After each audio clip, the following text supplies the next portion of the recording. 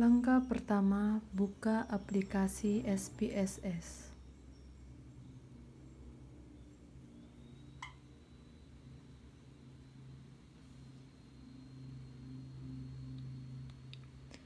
Setelah tampilan sudah seperti ini, klik variabel view. Di bagian name, kita isi kelompok.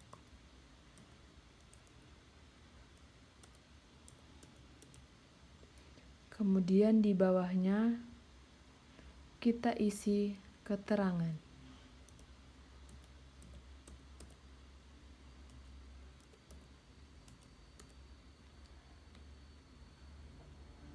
Karena semua menggunakan angka, maka di sini tipenya menggunakan numerik.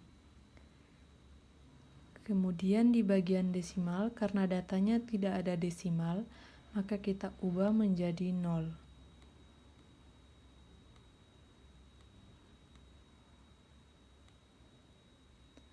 Kemudian di bagian label, kita isi kelompok A dan B.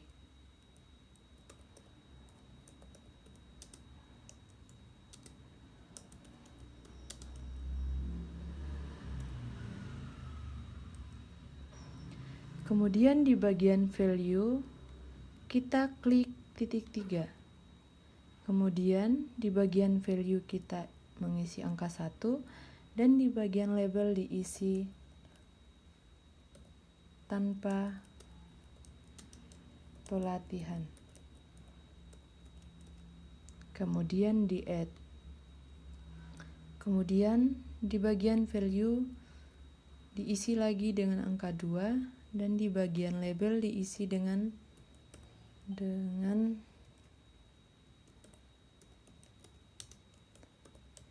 pelatihan.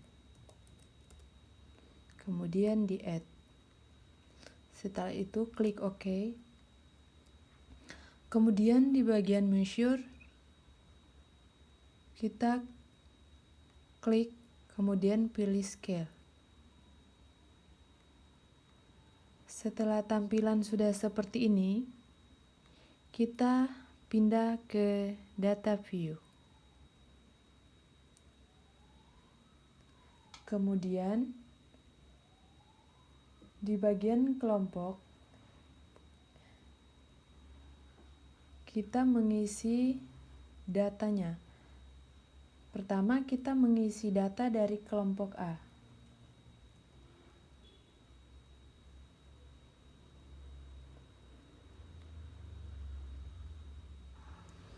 Kemudian 75, yang ketiga 70, yang keempat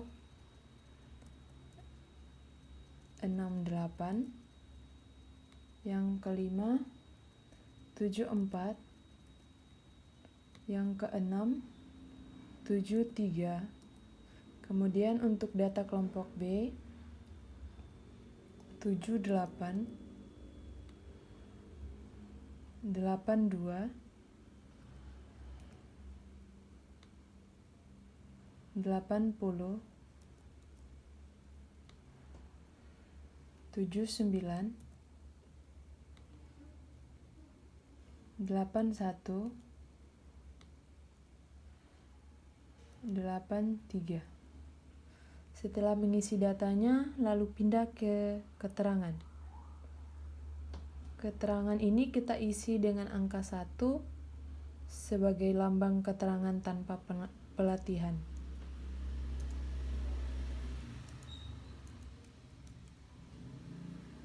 Sebanyak 6 kali ya. Kemudian di bagian ketujuh ini diisi dengan angka 2 sebagai lambang keterangan dengan pelatihan.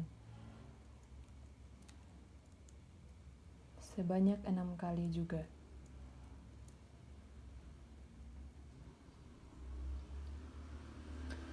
Setelah itu,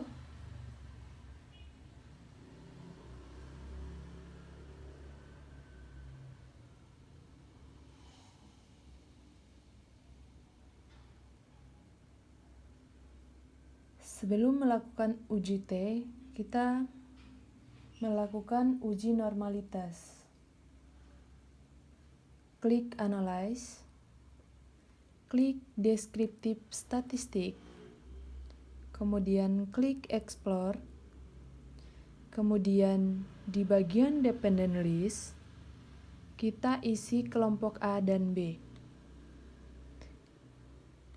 Kemudian di bagian Factor List, kita isi dengan keterangan. Setelah itu, kita klik Plots, kemudian klik Normality, kemudian klik Continue, kemudian klik OK.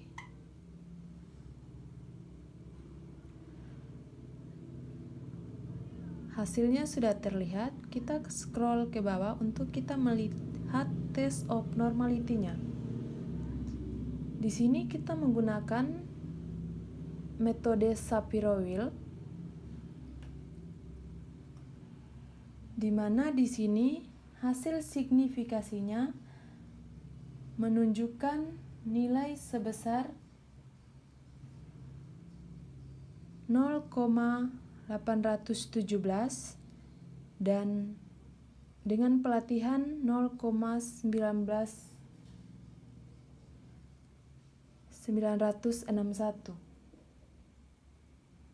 Karena di sini nilainya lebih dari 0,05, maka asumsi normalitasnya terpenuhi. Maka kita dapat lanjutkan ke uji parametrik independent sample t-test.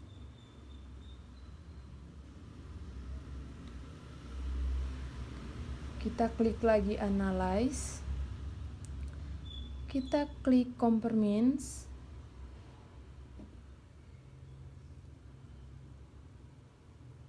klik Independent Sample t-test. Di sini ada dua bagian, tes variabel dan grouping variabel. Di bagian tes variabel, kita mengisi kelompok A dan B. Kemudian di bagian grouping variabel, kita mengisi keterangan. Dan di define groups, pada grup 1 kita mengisi angka 1, dan grup 2 kita mengisi angka 2.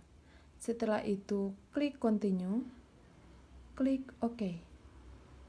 Nah, di sini hasilnya sudah terlihat di bagian Independent Sample t-test.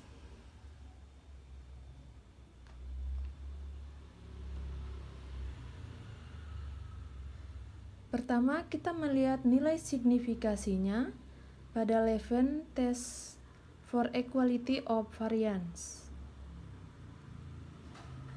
Nilai signifikasinya di sini adalah 0,481, yang berarti nilainya di sini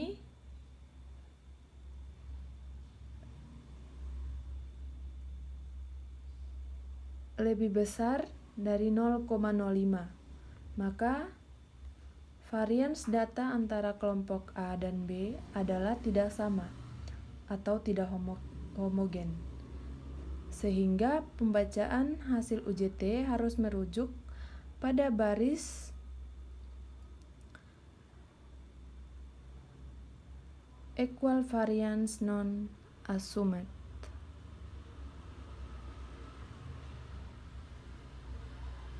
Yaitu di sini.